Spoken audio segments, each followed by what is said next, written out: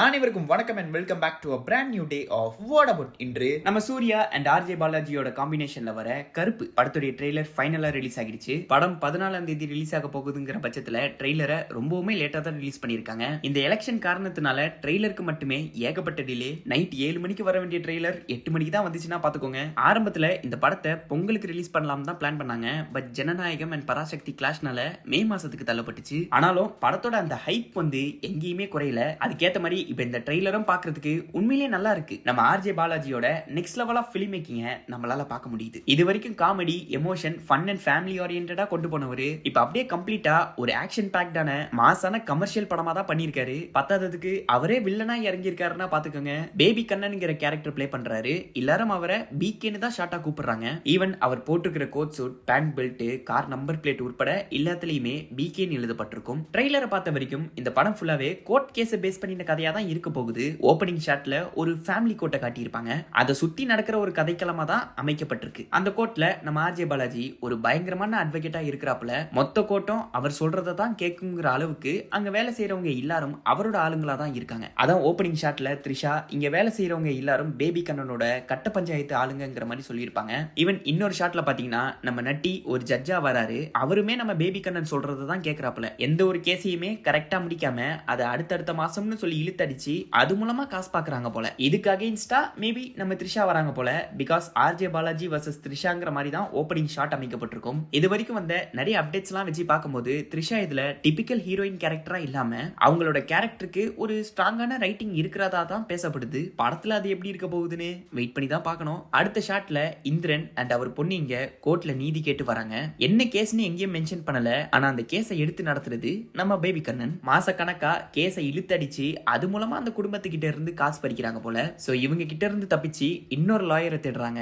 So அது மூலமா தான் நம்ம சூர்யா வராரு. எப்படி மூக்குத்தி அம்மன் படத்துல அம்மனே நேரடியா இறங்கி வந்து ப்ராப்ளம் சால்வ் பண்றாங்களோ அதே போல இங்க கருப்பு சாமி இறங்கி வராரு. ஈவன் படத்தோட டீசர்ல கூட கருப்பு சாதாரணமான சாமி இல்ல, மனசார கும்பிட்டு மிளகா அரைச்சா உடனே நியாயத்தை வாங்கி தர முரட்டுத்தனமான சாமிங்கிற மாதிரி. ஈவன் நம்ம நட்டி ஆர்ஜே பாலாஜியை பார்த்து வந்தது வெள்ளக்கார சாமி இல்லடா கருப்பு சாமிங்கிற மாதிரி சொல்லியிருப்பாரு. டெக்னிக்கலா சூர்யாவை இங்க கருப்பு சாமியா தான் ப்ரொஜெக்ட் பண்றாங்க. இன்னொரு பக்கம் நம்ம ஆர்ஜே பாலாஜி வேற சூர்யாவை பார்த்து வா கருப்பு அப்படின்னு நல்லா தெரிஞ்ச மாதிரி கூப்பிட்டுருப்பாரு. இதை வச்சு பார்க்கும்போது கண்டிப்பா நம்ம சூர்யாக்கு ஒரு பயங்கரமான பிளாஷ்பேக் இருக்கும் போல. ஈவன் டீசர்ல கூட என் பேர் சரவணன், எனக்கு இன்னொரு பேர் இருக்குங்கிற மாதிரி தான் நம்ம சூர்யா சொல்லியிருப்பாரு. பத்தாததுக்கு இங்க வேற நம்ம ஆர்ஜே பாலாஜி சரவணனை கருப்புன்னு சொல்றாரு. சோ இதுக்கு பின்னாடி கண்டிப்பா எதுவும் பிளாஷ்பேக் இருக்கலாம். ஆரல்ஸ் மூக்குத்தி அம்மன் மாதிரி இங்க கருப்பு சாமி மேபி சரவணனோட ரூபத்துல வரலாம். கோர்ட்டோட ரூல்ஸை சாமியே வந்தாலும் மாத்த முடியாதுங்கிற பட்சத்துல சாமியே இறங்கி வந்து சட்டத்தை கையில் எடுக்கிற மாதிரி கதை அமைக்கப்படலாம். சரவணன் ஏதோ ஒரு ரீசனுக்காக லாயர் வேலையை விட்டுட்டு போன மாதிரி தான் இருக்கணும்.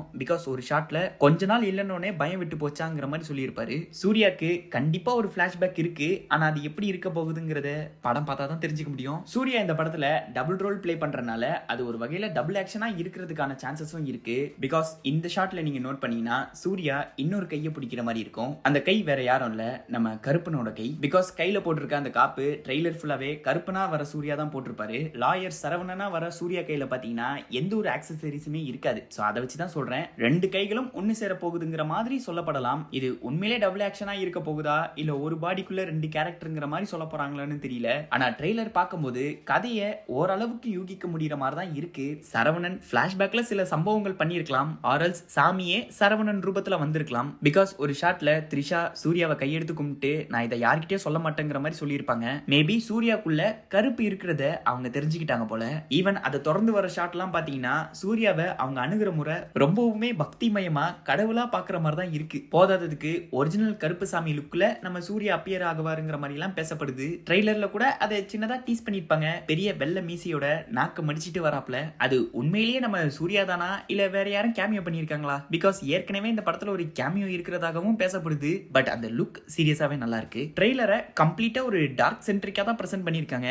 கருப்பு கோவப்படுற இடத்துல மட்டும் அந்த ரெட் கலர் டோன்ஸை நம்மளால பார்க்க முடியும். இந்த டீடைலிங்லாம் பார்க்கிறதுக்கு நல்லா தான் இருக்கு. ஆனா இந்த மியூசிக்ல தான் என்ன பண்ண போறாங்கன்னு தெரியல. பர்சனலா எனக்கு இந்த படத்துல வந்த எந்த ஒரு பாட்டும் அந்த அளவுக்கு ஒர்க் அவுட் ஆகல. ஈவன் காட் மோட் சாங்கே கேட்டீங்கன்னா ஸ்லோ பாய்சன் மாதிரி எனக்கு ரொம்ப நாள் கழிச்சு தான் ஒர்க் அவுட்டே ஆச்சு. ஈவன் ஆடியோ லான்ச்ல சாய் அபியங்கர் கருப்பு படம் தான் அவருடைய பெஸ்ட் ஆரான்னு வேற சொல்லியிருக்காரு. டியூட் படம் மாதிரி எதுவும் ரெப்பிட்டேட்டிவா பேக்ரவுண்ட் மியூசிக் இல்லாம இருந்தா சரிதான். ஏற்கனவே நாங்க 4 பேருன்னு சொல்லி ஒரு பாட்டு வந்து ஆடியன்ஸ் அதை அடிச்சு தோச்சு துவம்சம் பண்ணி கடைசி கடைசியில அதை படத்துல இருந்தே தூக்கிட்டாங்க. 1-2 சாங் கேட்கறதுக்கு நல்லா இருந்துச்சு, ஆனா அது படத்துல எப்படி ஒர்க் அவுட் ஆக போகுதுன்னு சத்தியமா ஐடியா இல்லைங்க. ஆனா ஹியூமரை அள்ளி குமிச்சிருக்காங்கன்னு மட்டும் தெரியுது. சில பேரை நேரடியா தாக்குன மாதிரிலாம் இருக்கு. டீசர்ல நம்ம சூர்யா கஜினி ஸ்டைல்ல வாட்டர்மெலன் சாப்பிடறத ரீக்ரியேட் பண்ணி நம்ம தர்பீஸை போட்டு பொழந்தது இல்லாம இப்ப கையில துப்பாக்கி கிடைச்சா யார் என்னன்னு பார்க்காம நீட்டிவியோங்கிற மாதிரி நம்ம எஸ்கேவை போட்டு கலாச்சி வச்சிருக்காங்க. இன்டைரக்டா கூட இல்லங்க, மொத்தமா உருட்டி செவத்துல அடிச்ச மாதிரி டைரக்டா சொல்லி வச்சிருக்காங்க.